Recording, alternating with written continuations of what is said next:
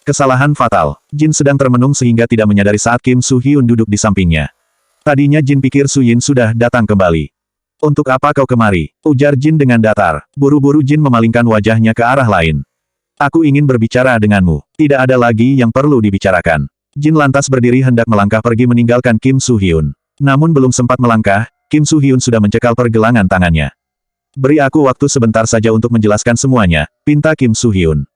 Memangnya apa yang harus dijelaskan? Bukankah semuanya sudah jelas? Tanya Jin tanpa menolehkan kepalanya sama sekali ke arah Kim Soo-hyun. Bayangan dia menyakiti dan menghinanya masih terbayang dengan jelas di dalam benaknya. Aku tahu aku salah. Berikan saja aku waktu sedikit untuk menjelaskan semuanya. Namun sebaiknya jangan di sini, ayo kita ke kafe yang ada di seberang jalan, ajak Kim Soo-hyun. Jin menggigit bibir bawahnya. Ada keraguan di hatinya antara ingin mengiyakan atau menolak. Baiklah, Jin langsung menepis tangan Kim Soo-hyun kemudian melangkahkan kakinya terlebih dahulu. Setelah dipikir tidak masalah untuk memberinya kesempatan untuk berbicara. Jin, jangan terlalu cepat berjalan. Saat ini kau sedang hamil, larang Kim Soo-hyun. Langkah Jin yang terlalu cepat, membuatnya sedikit kewalahan. Jin tidak memperdulikan Kim Soo-hyun sama sekali. Apapun yang diucapkan olehnya sudah tidak berarti lagi. Jin, Kim Soo-hyun menahan lengan gadis itu agar memperlambat laju langkahnya. Lepaskan atau aku berteriak, ancam Jin sembari melempar tatapan tajam. Ini pertama kalinya Jin begitu berani dengan seorang pria. Jika Kim Soo-hyun tidak pernah menyakitinya pasti ia juga tidak akan bersikap seperti itu.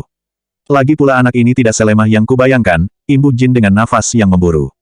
Kim Soo-hyun terpaksa melepaskan pergelangan tangan Jin. Kini ia baru menyadari rasanya seperti ini tidak dihargai. Namun ia tahu jika Jin bersikap seperti itu karena sudah menyakiti sejak awal. Tidak lama kemudian mereka duduk di dalam sebuah kafe. Jin duduk berhadapan dengan Kim Soo-hyun tapi sejak tadi sama sekali tidak ingin memandangnya. Ia memilih memalingkan wajahnya ke arah jendela kaca sehingga bisa melihat jalan raya yang sedang ramai. Kim Soo-hyun memberanikan diri menggenggam jari Jin yang diletakkan di atas meja. Jin lantas ingin menarik tangannya tapi genggaman tangan Kim Soo-hyun terlalu kuat. Jin, bisakah kita memulai hidup baru? Aku ingin kita merawat anak kita berdua sampai besar, ucap Kim Soo-hyun dengan tulus. Bayangan tentang wanita yang ditolong terus menghantui, itu sebabnya Kim Soo-hyun ingin menikahi Jin. Agar gadis itu tidak bernasib sama dengan wanita yang ditemuinya. Maaf aku tidak bisa, tolak Jin cepat. Kenapa? Bukankah ini yang kau inginkan? Aku tahu kau menyukaiku sejak lama seharusnya kau senang jika sekarang kita bisa bersama, rayu Kim Soo-hyun. Hanya dengan cara itulah hidupnya menjadi tenang. Aku dulu memang sangat menginginkannya. Namun sekarang sudah tidak lagi setelah kau mencampakkanku. Tubuh Jin gemetar saat mengatakannya. Meski masih ada sedikit keinginan untuk bersamanya tapi Jin tidak ingin disakiti lagi.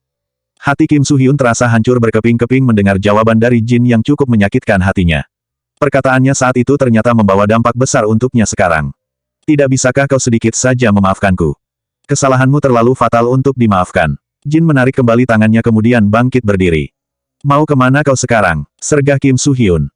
Urusan kita sudah selesai. Jangan pernah temui aku lagi, ucap Jin dengan ekspresi datar. Jin lantas keluar dari kafe itu. Menjadi seorang wanita yang tegar memang sulit tapi Jin harus kuat mulai sekarang. Arg, teriak Kim Soo-hyun dengan sangat marah. Perang, Kim Soo-hyun bahkan menjatuhkan semua piring yang ada di atas meja. Emosinya benar-benar tidak terkendali karena sudah dapat penolakan dari Jin. Para pengunjung yang ada di sana menoleh, menatapnya dengan rasa aneh. Seorang pelayan lantas berjalan mendekatinya. Aku akan membayar semuanya 2 kali lipat. Tidak usah terlalu khawatir. Pelayan itu bahkan belum mengucapkan sepatah kata pun tapi Kim Soo-hyun sudah bisa mengetahui apa yang katakan olehnya. Jin hendak menyeberang jalan ketika sebuah mobil berhenti tepat di depannya. Chang tua, ujar Jin saat melihat pria itu menurunkan perlahan jendela kaca. Wajahnya terlihat lelah. Apakah kau akan pulang? Ini sudah hampir gelap. Tidak baik untukmu berada di rumah sakit, tukas Chang Yuan. Chang Yuan turun, tanpa mendengar jawaban dari Jin setuju Chang Yuan membuka pintu mobil untuknya. Masuklah, kau juga harus istirahat, ujar Chang Yuan. Jin menganggukkan kepalanya menyetujui perkataan Chang Yuan. Dari dalam kafe Kim Soo-hyun bisa melihat Jin masuk ke dalam mobil bersama Chang Yuan. Itu membuatnya semakin marah tapi tidak bisa berbuat banyak kali ini. Kim Soo-hyun hanya bisa memandangi mobil itu semakin pergi menjauh. Jin menghela nafas panjang. Setelah berpikir cukup lama Jin akan mengikuti saran Soo-hyun. Ia akan pergi untuk menenangkan diri. Chang Yuan, bisakah kau mengantarkanku pergi ke tempat yang jauh dari Seoul? Ujar Jin. Chang Yuan langsung menoleh mendengar pernyataan Jin. Apa maksudmu? Dahinya berkerut menyiratkan ingin penjelasan dari gadis yang ada di sampingnya. Aku ingin menenangkan diri terlebih dahulu. Kau bisa mengantarkanku kemana saja yang penting tempat itu jauh dari keramaian. Aku ingin suasana yang tenang, terang Jin. Tidak bisakah kau tinggal di Seoul? Siapa yang akan menjagamu jika terlalu jauh tinggal? Chang Yuan cemas Jin akan melakukan sesuatu yang tidak-tidak. Pikiranku di sini tidak tenang. Aku ingin hidup aman dan damai, ucap Jin. Sering bertemu dengan Kim Su Hyun membuatnya terkadang sangat emosi. Cheng sejenak berpikir untuk membawanya ke tempat yang tepat. Bagaimana kalau kau tinggal bersama ibuku? Kebetulan tempatnya tidak terlalu jauh. Aku baru saja meminta ibu dan adikku pindah dari kampung agar aku lebih dekat menjenguk mereka, terang Chang Yuan sedikit. Benarkah? Tapi apakah ibumu bisa menerimaku di sana? Ada perasaan khawatir di hati Jin. Tidak usah cemas, ibuku pasti senang menerima calon menantunya, ujar Chang Yuan sembari terkekeh. Perasaan Jin campur aduk. Chang Yuan bahkan mengatakan jika dirinya adalah calon istri padahal belum ada kejelasan di dalam hubungan mereka. Aku sedang hamil, ibumu pasti akan berpikir yang tidak-tidak tentangku. Aku khawatir dia terkejut dengan keadaanku. Jin tertunduk sambil menggigit bibir bawahnya. Besok aku akan mengantarmu ke sana. Kau bisa memutuskan untuk setuju atau tidak setelah bertemu ibuku, tukas Chang Yuan.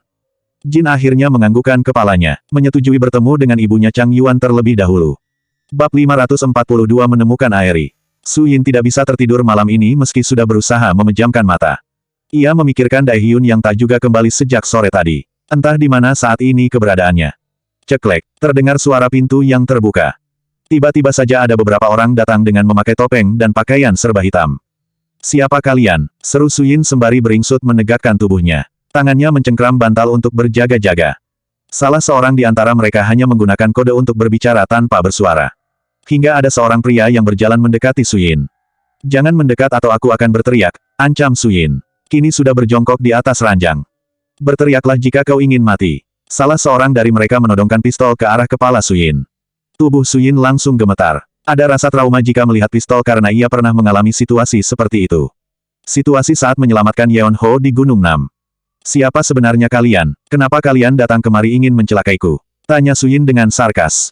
Kau tidak perlu tahu. Namun jika kau masih ingin hidup sebaiknya ikut kami atau kau ingin wanita ini mati.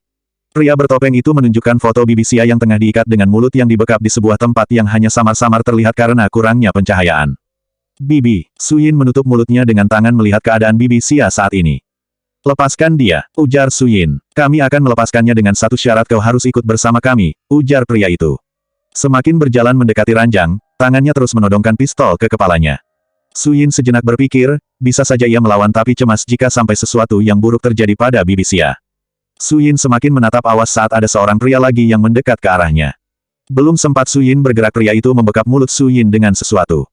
Dalam hitungan detik Su Yin sudah tidak sadarkan diri. Tubuhnya langsung terkulai di ranjang. Ayo bawa dia sekarang juga, perintah pria bertopeng kepada anak buahnya. Mereka segera membawa Su Yin keluar dari rumah sakit dengan mengendap-endap karena takut ketahuan. Namun tidak terlalu sulit karena malam semakin larut sehingga jarang ada orang yang lalu lalang. Di sebuah villa yang ada di pinggiran kota Seoul. Sore tadi Dai Hyun mendapatkan kabar di mana keberadaan Aeri dari Chang Yuan. Tanpa pikir panjang ia langsung pergi ke sana untuk memastikan pada malam hari. Dai Hyun ingin turun tangan sendiri untuk membuat perhitungan pada Aeri. Namun tidak disangka banyak anak buah yang berjaga di pintu gerbang. Mereka bahkan membawa beberapa senjata api. Bisa saja Dai Hyun langsung melakukan penyerangan tapi dia tidak ingin mati konyol. Mereka butuh strategi agar bisa menangkap Aeri. Di dalam villa, sejak tadi Aeri berjalan mondar-mandir tidak menentu cemas. Aeri, apakah aku tidak bisa duduk? Sejak tadi kau hanya berjalan mondar-mandir tak tentu arah, geru Tuhan yang sedang duduk sambil memeriksa layar monitor di ruang CCTV. Bagaimana mungkin aku bisa tenang? Aku sudah ketahuan jika Yeon Ho bukanlah anak kami, tukas Aeri. Lagi pula kenapa anak buahmu sampai salah menabrak? Semua rencananya jadi gagal, gerutu Aeri. Kesempatan untuknya tetap bertahan di dalam rumah itu kini percuma dan sia-sia saja.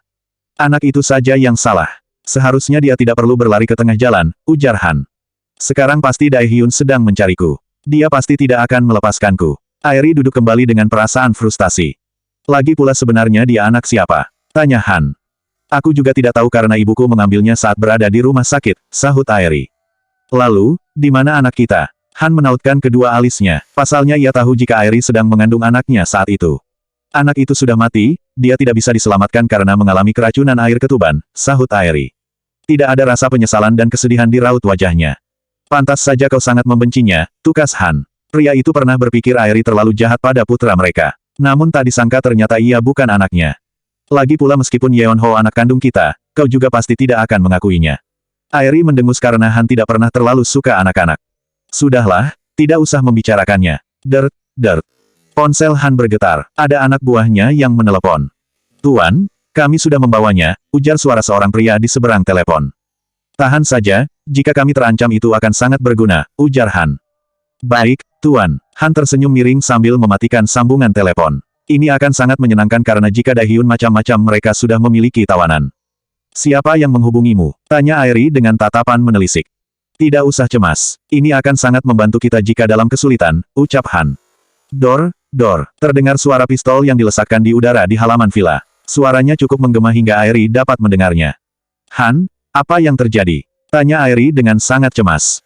Sepertinya ada yang menyerang kita. Han lantas berdiri sambil memeriksa CCTV di beberapa titik di villa itu. Sebelumnya tidak ada sesuatu apapun yang mencurigakan. Bagaimana ini? Itu pasti anak buah yang dikerahkan Daehyun. Bagaimana mungkin secepat itu menemukan tempat ini? Airi merasa frustasi karena satu-satunya tempat persembunyian yang dimiliki olehnya hanyalah villa itu. Tenanglah, aku masih memiliki banyak anak buah. Ini yang kumaksud agar kau bisa lebih bersabar lagi. Jika ada kemungkinan yang terburuk kita sudah bersiaga. Di luar gerbang Daehyun mulai nekat masuk dengan melesakkan timah panas dari pistolnya bersama anak buahnya ke para beberapa penjaga. Ia tidak ingin menunggu terlalu lama untuk menemukan keberadaan Airi. Wanita itu harus bertanggung jawab karena sudah menipu keluarganya dengan mentah-mentah. Ia terlambat menyadari karena saat itu terlalu pasrah menjalani hidupnya. Ditinggalkan Mi yang saat sangat menyakitkan untuknya. Darrell tidak ingin berpikir jauh saat Airi dinyatakan positif hamil. Meski sudah bisa menduganya tapi tidak disangka kenyataan pahit itu benar terjadi. Dor, dor, suara ledakan peluru terus terdengar mengudara. Saling bersahutan di antara kedua kubu yang berbeda. Anak buah Han Daehyun mulai beradu dan menembakkan peluru mereka. Bahkan dari mereka ada yang saling beradu. Daehyun mengedarkan pandangannya, mengamati lebah lekat lagi, tidak ada penjaga di pintu masuk. Dengan langkah lebar dan menodongkan senjata, Daehyun masuk ke dalam villa itu. Emosinya saat benar-benar sudah ada di ubun-ubun. Airi, keluarlah. Aku tahu kau berada di rumah ini. Teriak Daehyun dengan suara keras dan terdengar berapi-api. Kesabarannya kini sudah benar-benar habis. Han dan Airi masih berada di lantai 2. Mengamati Daehyun dari CCTV. Han, lihatlah. Dia sudah masuk ke dalam villa ini. Airi menggoyangkan lengan Han yang sedang fokus. Bersantailah sedikit, dia tidak akan membunuh kita dengan anak buahnya yang hanya beberapa, ujar Han tampak santai. Berulang kali Airi menghirup udara dalam-dalam dari hidungnya kemudian menghembuskannya dari mulut. Hal itu dilakukan untuk mengurangi rasa takutnya. Bab 543 Jebakan. Daehyun mulai melangkahkan kaki hendak menaiki tangga tapi tiba-tiba saja ada beberapa orang keluar sambil menodongkan senjata ke arahnya. Berhenti jika kau tidak ingin mati. Ancam salah seorang di antara mereka. Sial, ternyata di sini banyak jebakan, gumam Daehyun dengan pandangan awas ke arah beberapa orang yang sudah mengelilinginya. Ternyata ia salah menduga, pasti Han yang ada di belakang Airi. Suruh bos kalian keluar jika mereka bukan seorang pengecut, perintah Daehyun dengan sarkas ke arah pria yang sudah mengelilinginya. Bos kami tidak ada waktu untuk menghadapi orang sepertimu, balasnya dengan bibir terangkat sebelah.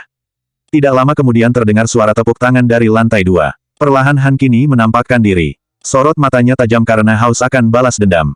Ingatan bagaimana ia disiksa saat masih menjadi tawanan membuatnya semakin marah dan ingin membunuh Daehyun sekarang juga. Akhirnya aku memiliki kesempatan untuk bertemu dengan mantan bosku, ujar Han dengan santai menuruni anak tangga. Ternyata kau masih hidup. Kupikir sudah mati setelah kabur, sindir Daehyun tanpa peduli nyawanya terancam.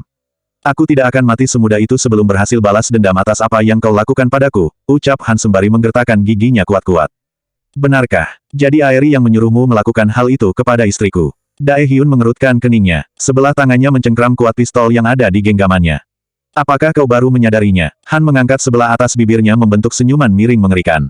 Sebenarnya bukan kesalahan Airi. Aku memang yang melakukannya sendiri karena istrimu itu sangat menyebalkan. Dia berani menamparku saat itu, ungkap Han sembari memicingkan matanya.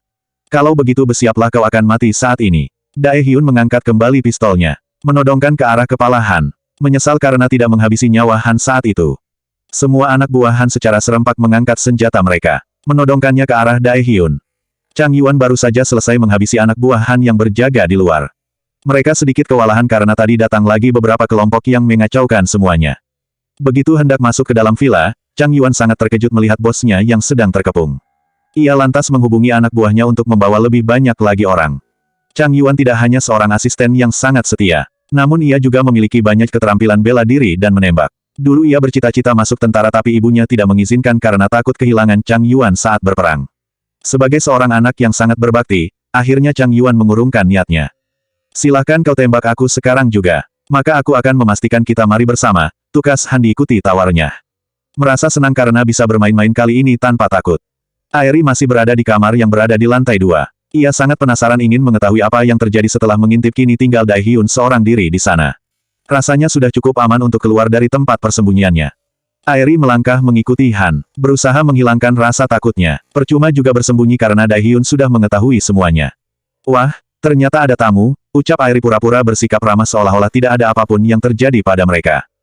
Han, seharusnya kau menjamunya dengan makanan bukan malah seperti ini, ujar Airi sembari tersenyum miring. Dasar wanita licik, ternyata kau memang tidak pernah berubah sejak dulu. Darel menatap tajam ke arah Airi tanpa menurunkan senjatanya. Jika tidak ingat ia seorang wanita, ingin sekali Daehyun melepaskan timah panas di kepalanya. Sayang sekali kau bahkan terlambat menyadarinya. Sekarang memangnya apa yang akan kau lakukan? Kau ingin membunuhku? Airi tersenyum mengejek, kedua tangannya yang terlipat di dada. Airi, menyerahlah. Kau harus bertanggung jawab atas apa yang kau lakukan. Jika Yeonho bukan anak kita lalu anak siapa dia? Teriak Daehyun masih berusaha menahan kesabarannya. Dia hanyalah anak yang dipungut oleh ibuku saat di rumah sakit, sahut Airi dengan santai. Daehyun semakin emosi saat ini. Menurutnya Airi benar-benar keterlaluan. Dor, timah panas itu keluar begitu saja karena Daehyun tanpa sengaja menekan pelatuknya. Mengenai dinding yang berada tepat di belakang Airi. Tubuh Airi langsung lemas. Keringat dingin mulai membasahi dahinya. Sedikit lagi peluru itu mengenai kepalanya. Airi, kau tidak apa-apa. Han langsung menghampiri Airi yang terlihat sangat syok. Kemudian menopang tubuhnya saat hendak ambruk. Tembak dia, perintah Han pada anak buahnya. Dor, dor, bunyi tembakan langsung mengudara. Begitu ramai dan memekakkan telinga. Han terbelalak lebar. Bukan Daehyun yang tumbang melainkan semua anak buahnya kini sudah tergeletak di lantai. Chang Yuan bersama yang lainnya berada di saat yang tepat. Sebelum anak buah Han sempat menarik pelatuk, mereka sudah terlebih dahulu menembak mereka satu persatu. Ada beberapa yang terluka di tangan dan kaki. Bahkan ada juga yang terluka di perut mereka. Menyerahlah jika kalian tidak ingin mati sia-sia. Daehyun menurunkan senjatanya, masih memberi sedikit kelonggaran untuk tidak mengeksekusi mereka. Kurang ajar, umpat Han sembari mengeluarkan senjata yang ada di belakang punggungnya. Lalu mengarahkan di kepala Daehyun. Jangan harap kami akan menyerah begitu saja, ujar Han sembari tersenyum licik. Tangkap mereka, jika tidak ingin menyerah maka bunuh saja, perintah Daehyun dengan tegas. Jangan mendekat bos kami jika kau tidak ingin melihat dia mati, sergah sebuah suara yang baru saja masuk. Dae lantas menolehkan wajahnya, matanya terbelalak lebar melihat Su Yin ada bersama mereka. Terlalu berambisi mencari Airi membuat Daehyun melupakan keselamatan Su Yin. Su Yin, mereka membekap mulut Su Yin sehingga ia tidak bisa mengeluarkan suaranya. Kedua tangannya terikat di belakang punggung. Beraninya kalian, teriak Daehyun dengan sangat marah. Lepaskan bos kami maka kami akan melepaskannya. Turunkan senjata kalian, seru Daehyun pada semua anak buahnya. Ia tidak ingin mengambil resiko yang besar. Nyawa Su Yin saat ini jauh lebih penting. Chang Yuan segera menyuruh anak buahnya menurunkan senjata tapi tetap bersiaga. Berjaga-jaga ketika sesuatu yang tidak diinginkan terjadi. Hemfeh, ujar Su Yin. Berusaha untuk berbicara pada Daehyun. Sayang, aku pasti akan menyelamatkanmu, ucap Daehyun dengan perasaan sangat cemas. Airi, ayo kita pergi dari sini, ajak Han sambil menuntun arti untuk menuruni anak tangga. Airi sudah memenangkan diri dari rasa syok yang melanda dirinya. Kini ia tersenyum senang karena Han memang sangat bisa diandalkan. Daehyun, tangkaplah kami jika kau ingin Su Yin mati sekarang juga, olok Airi untuk memanas-manasi perasaan Daehyun dengan begitu bisa membunuh Su Yin sekarang juga. Daehyun mengeratkan tinjunya, berusaha untuk mencari cara agar Su Yin bisa selamat tanpa melepaskan mereka. Bab 544 jauh lebih buruk. Daehyun melangkahkan kakinya semakin dekat ke arah Su Yin. Apapun yang terjadi istrinya tidak boleh terluka sedikitpun. Sudah terlalu banyak penderitaan yang dilakukan olehnya. Mata Daehyun bergerak memerintah pada Chang Yuan untuk mengalihkan perhatian pada anak buah Han yang sedang bersama Su Yin. Dengan patuh Chang Yuan menganggukkan kepalanya. Di saat genting seperti ini mereka harus memutar otak agar tidak salah melangkah. Dor, Chang Yuan langsung menarik pelatuk lalu menghadapkan pistol ke atas sehingga membuat pria yang sedang menahan Su Yin terkejut. Pria itu memandang ke arah lain. Hal itu digunakan oleh Daehyun untuk menyerang dengan menendang tubuh pria yang membekap Su Yin. Menyerangnya dengan cara menyerang bagian tubuh vital lainnya. Chang Yuan juga turut membantu agar pria itu segera melepaskan Su Yin. Daehyun lantas menarik tubuh Su Yin ke dalam dekapannya karena semakin banyak anak buah Han yang keluar sekarang. Mereka bahkan tidak segan melesakkan tembakan. Beruntung Daehyun bisa menghindar. Keadaan malam ini di villa itu seperti sedang melakukan peran. Karena suara dentuman terus mengudara. Hingga perlahan anak buah Han mulai mundur karena jumlah mereka tinggal sedikit. Banyak dari mereka yang mati di sana. Su Yin memejamkan matanya karena merasa takut. Pemandangan itu sangat mengerikan baginya. Ini pertama kali Su Yin melihat kejadian seperti itu. Daehyun mulai menyadari jika Su Yin ketakutan sehingga langsung membawanya ke ruangan lain. Sayang, kau tidak apa-apa. Daehyun segera melepaskan ikatan kain yang digunakan untuk membekap mulut Suyin. Daehyun, ujar Suyin. Benar dugaannya jika Daehyun sedang mencari keberadaan Aeri. Tenanglah, semua akan baik-baik saja. Berkat bantuan Chang Yuan anak buah Han kini sudah berhasil dikalahkan. Kini adalah saatnya menangkap mereka. Chang Yuan, tidak usah pedulikan kami. Lebih baik kau ikut mengejar mereka, perintah Daehyun setelah tidak ada lagi pihak lawan yang menyerang. Baik, Tuan. Chang Yuan dengan patuh langsung keluar villa menuju mobilnya. Ia akan ikut mengejar bersama Aeri bersama anak buahnya. Daehyun mendekap tubuh Suyin sangat erat. Tadinya ia sudah sangat cemas terjadi sesuatu padanya. Aku akan mengantarmu kembali ke rumah sakit. Setelah itu aku harus memastikan Han dan Aeri tertangkap, tukas Daehyun. Suyin menggelengkan kepalanya cepat. Aku ikut bersamamu, ucap Suyin dengan tegas. Terlalu berbahaya jika kau ikut. Karena sepertinya banyak orang-orang yang mengawal mereka, bujuk Daehyun lembut agar Suyin tetap tinggal. Kalau begitu tetaplah tinggal bersamaku, ucap Suyin sembari mengerucutkan bibirnya. Selama Daehyun berada jauh darinya di saat kondisi seperti ini, hatinya tidak akan pernah tenang. Daehyun menghela nafas berat. Merasa begitu dilema saat ini. Baiklah, kau tetap bersamaku. Terpaksa Daehyun menyetujui permintaan Suyin. Aku akan merasa sangat cemas jika kau berada jauh dariku, ungkap Suyin tentang isi hatinya. Begitu juga diriku. Daehyun lantas menggenggam tangan Suyin dan mengajaknya meninggalkan villa. Di dalam mobil Han mengemudikan mobilnya dengan pelan. Padahal di belakang ada beberapa mobil yang membuntutinya. Han, bisakah kau melajukan mobilnya sedikit? Jika seperti ini terus maka kita akan tertangkap, ujar Aeri. Duduknya gelisah sambil sesekali menolehkan kepalanya ke arah belakang. Bisakah kau diam? Sentak Han. Sejak tadi dirinya sudah cukup pusing mendengarkan Aeri yang terus menggerutu tidak jelas. Sudah melakukan yang terbaik tapi tetap juga masih salah. Beraninya kau membentukku. Aeri memicingkan matanya ke arah Han. Tidak usah dibahas karena keadaan kita sedang genting. Pandangan Han fokus ke arah depan. Mengamati jalan mana lagi yang harus mereka lalui. Han cukup kesal karena anak buahnya sama sekali tidak bisa diandalkan. Sebenarnya Han sudah sekuat tenaga menginjak pedal gas tapi mobil memang bergerak lambat. Kini ada dua jalan di depan mereka. Keadaan yang hanya samar-samar terlihat, membuat Han tidak bisa melihat tanda lalu lintas. Dengan kecepatan tinggi ia segera membelokkan mobilnya ke arah kanan. Keadaan jalan di sana ternyata menikung tajam. Hingga mobil mereka kehilangan kendali dan mengalami remblong. Han, apa yang terjadi? Aeri berpegang erat pada jok saat mobil meluncur tanpa mau mengurangi kecepatan di jalan yang menurun. Sial, sepertinya ada yang membuat mobil ini tidak berfungsi dengan baik, umpat Han. Lalu apa yang harus kita lakukan? Aku tidak ingin mati terlalu cepat, tukas Aeri dengan mata terbelalak lebar. Tepat di depan mereka ada sebuah pohon besar. Awas, teriak Aeri. Han sebisa mungkin menghindari pohon besar itu dengan menginjak rem tapi apalah daya mobil itu tak kunjung berhenti. Bruk, setelah menghindar dari pohon besar, Han tidak menyadari jika jalanan cukup curam dan menurun. Menyebabkan mobil itu langsung terguling sampai akhirnya perlahan berhenti. Sedikit lagi mobil itu akan masuk ke jurang. Chang Yuan bersama anak buahnya terus mengikuti mobil yang dikemudikan Han. Mereka ikut menghentikan mobil saat melihat mobil Han yang sudah terguling di jalanan.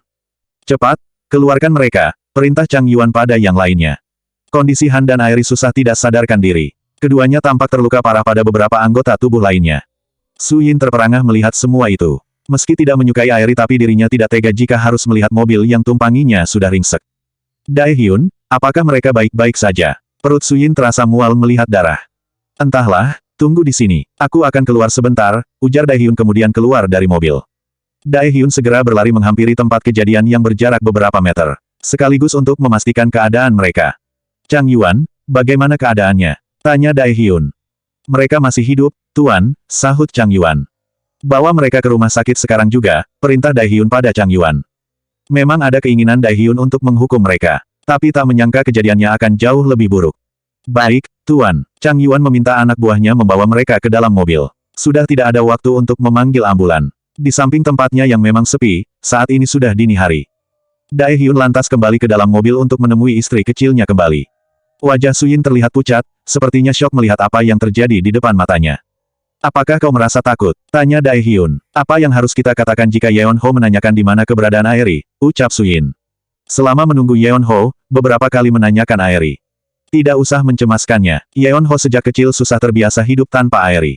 Perlahan dia juga akan melupakan semuanya. Daehyun menepuk pundak Suyin untuk menenangkannya. Suyin menganggukkan kepalanya meski ada keraguan di hatinya mengenai perasaan Yeon Ho. Perasaannya pasti akan hancur mengetahui selama ini ternyata tidak tinggal bersama kedua orang tuanya. Bab 545 terungkap fakta yang sesungguhnya. Kini mobil yang dikemudikan oleh Chang Yuan sudah mulai memasuki jalanan kota Seoul di pagi hari. Masih lengang karena belum waktunya berangkat ke kantor atau sekolah. Cahaya matahari juga masih bersembunyi di balik pegunungan. Di kursi penumpang belakang, Su Yin dan Dai Hyun sama-sama diam. Mereka masih fokus dengan pikirannya sendiri. Lengan Dai Hyun mendekap tubuh Su Yin dengan erat. Pikiran mereka masih berkelana dengan apa yang baru saja terjadi. Kejadian itu terlalu singkat untuk dimengerti. Dai Hyun memikirkan keadaan Airi saat ini. Seburuk dan sejahat apapun, Airi menjadi istrinya cukup lama. Ada rasa tidak tega melihatnya yang terluka. Tuan, kemana aku mengantarkan kalian? Apakah kita kembali ke rumah sakit? Sepertinya Nona belum sembuh. Chang Yuan memecah keheningan yang terjadi cukup lama. Tidak, aku ingin pulang ke rumah. Sebelum Dai Hyun menyahut Su Yin sudah menjawab terlebih dahulu. Sayang, lukamu belum sembuh. Kita pergi ke rumah sakit lagi ya, bujuk Dai Hyun. Su Yin menggelengkan kepalanya kuat-kuat. Aku ingin memastikan Bibi baik-baik saja, tukas Su Yin. Hatinya belum tenang meski Chung Ho mengatakan Bibi Xia baik-baik saja. Baiklah, kalau begitu kita ke villa, ujar Dai Hyun pada Chang Yuan. Chang Yuan segera membelokkan mobilnya ke arah villa. Pagi ini tubuhnya terasa cukup pegal setelah semalaman tidak tidur. Mata juga menjadi sangat berat. Chang Yuan, sebaiknya hari ini kau libur. Kau pasti sangat lelah, ujar Dai Hyun. Sebagai seorang bos, Dai Hyun harus mengerti keadaan anak buahnya. Jika Anda membutuhkanku tidak masalah sama sekali. Aku akan berangkat bekerja, ujar Chang Yuan. Sudah terlalu banyak kebaikan yang diterima oleh Chang Yuan. Sehingga dirinya akan terus mengabdi pada Dai Hyun selama tubuhnya masih sanggup. Tidak perlu, biarkan yang lain mengurusnya, tukas Dai Hyun. Baiklah, Tuan. Dai Hyun mengeratkan pelukannya pada tubuh kecil Su Yin. Perlahan udara di pagi hari semakin dingin. Kenapa diam saja? Apa yang kau pikirkan? Tanya Dai Hyun pada istri kecilnya. Mereka berdekatan tapi hanya diam saja membuat Dai Hyun tidak nyaman. Dai Hyun tahu apa yang dirasakan Su Yin saat ini. Aku hanya mencemaskan Airi. Kenapa mereka harus mengalami kecelakaan? Meski Airi jahat tapi Su Yin tetap merasa kasihan. Mungkin itu memang balasan atas apa yang mereka lakukan. Apakah kau ingin tahu siapa dalang di balik Han saat kita kehilangan anak kita? Ujar Dai Hyun.